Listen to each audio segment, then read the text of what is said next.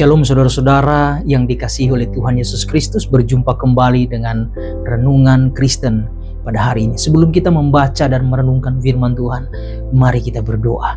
Bapa di surga, terima kasih untuk hari ini Tuhan masih berikan kami kesempatan untuk kami merenungkan firman Tuhan. Berkati kami semua, buka hati dan pikiran kami supaya kami mengerti firman-Mu, terlebih kami menjadi pelaku firman Tuhan dalam hidup kami. Demi Yesus Kristus Tuhan kami berdoa dan mengucap syukur. Haleluya. Amin. Saudara-saudara, berdamai dengan diri sendiri. Saudara, kalau kita mungkin lihat ya, ada begitu banyak orang mungkin tampak dari luar baik-baik saja, tetapi saudara ya sedang berperang di dalam dirinya sendiri.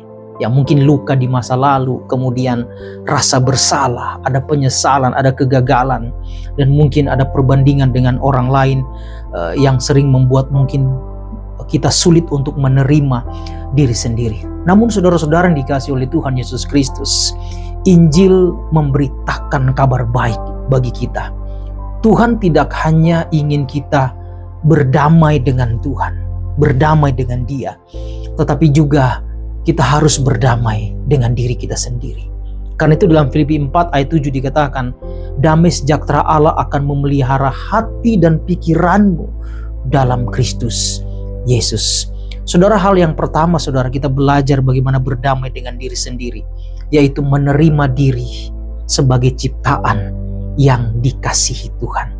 Kita adalah ciptaan yang mulia, ya, dan kita berharga di mata Tuhan. Saudara, Mazmur 139 ayat yang ke-14 di sana dikatakan, aku bersyukur kepadamu oleh karena kejadianku dahsyat dan ajaib.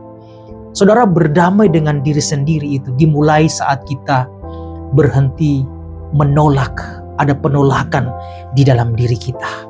Ya, terkadang saudara masa lalu tidak bisa kita terima.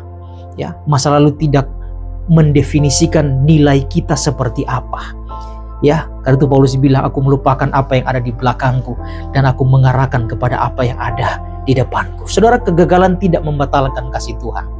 Kita mungkin pernah gagal dulu, tetapi itu tidak akan pernah membatalkan rencana dan kasih Tuhan dalam kehidupan kita. Karena Tuhan punya rencana tersendiri dalam hidup kita. Oke lah, kita gagal dulu karena kesalahan kita, tetapi Tuhan sebenarnya punya rencana. Tuhan bisa membuat kegagalan kita itu, Dia mengubahnya menjadi satu keberhasilan ketika kita bersandar kepada Tuhan. Kekurangan bukan alasan untuk kita membenci pribadi kita sendiri. Kekurangan bukan alasan, kelemahan bukan alasan untuk kita membenci diri kita dan tidak menerima diri kita. Karena Tuhan menciptakan kita dengan maksud dan tujuan Tuhan. Dan tujuan Tuhan adalah mulia dalam kehidupan kita. Karena itu saudara-saudara, berhenti membandingkan diri kita dengan orang lain. Oh, dia kok bisa, saya tidak. Dia mampu, saya tidak. Ya, oh dia hebat, saya tidak. Ya, oh dia punya talenta banyak, oh saya cuma sedikit, atau saya tidak punya sama sekali. Jangan pernah membandingkan dirimu dengan orang lain. Dia punya nilai dirinya sendiri, tetapi juga kita punya nilai diri pribadi kita masing-masing. Dan Tuhan sudah mengatur semuanya itu saudara. Karena itu terimalah keunikan dan proses dalam hidup kita.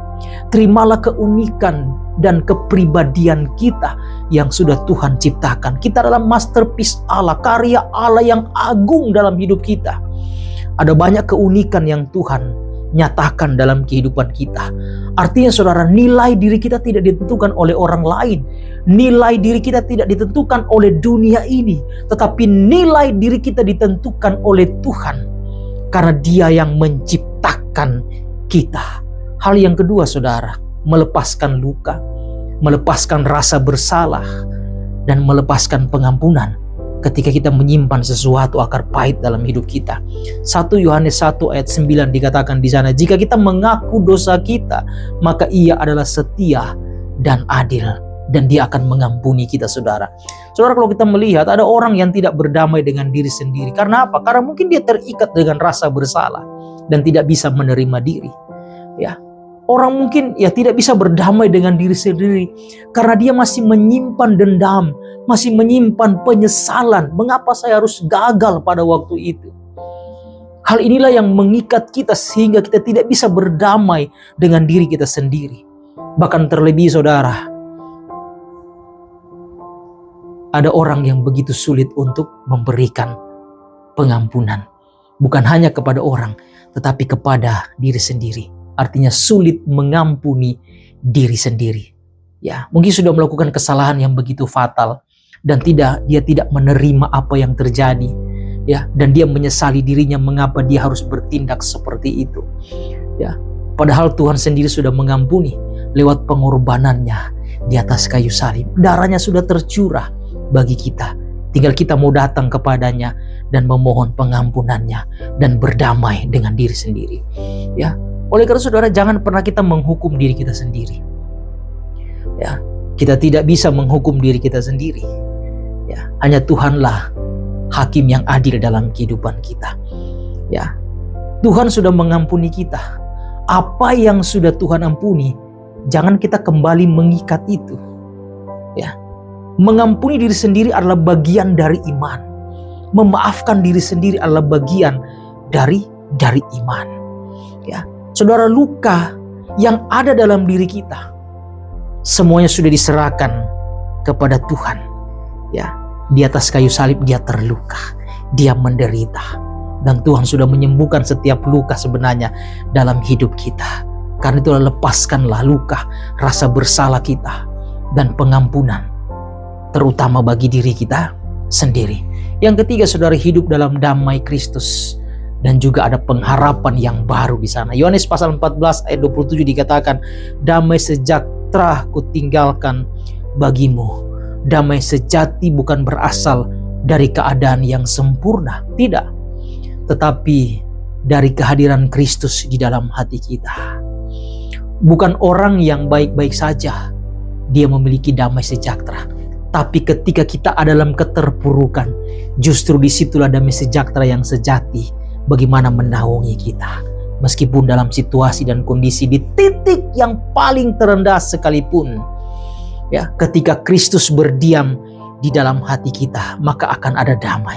Ketika Kristus berdiam di dalam hati kita, meskipun dalam situasi dan kondisi masa lalu yang begitu buruk, tetapi hati kita akan menjadi tenang. Karena Kristus, dia yang menjaga setiap hati dan pikiran kita. Kemudian saudara, bukan hanya itu saja, masa depan kita dipenuhi dengan pengharapan. Karena Tuhanlah sumber dari pengharapan itu.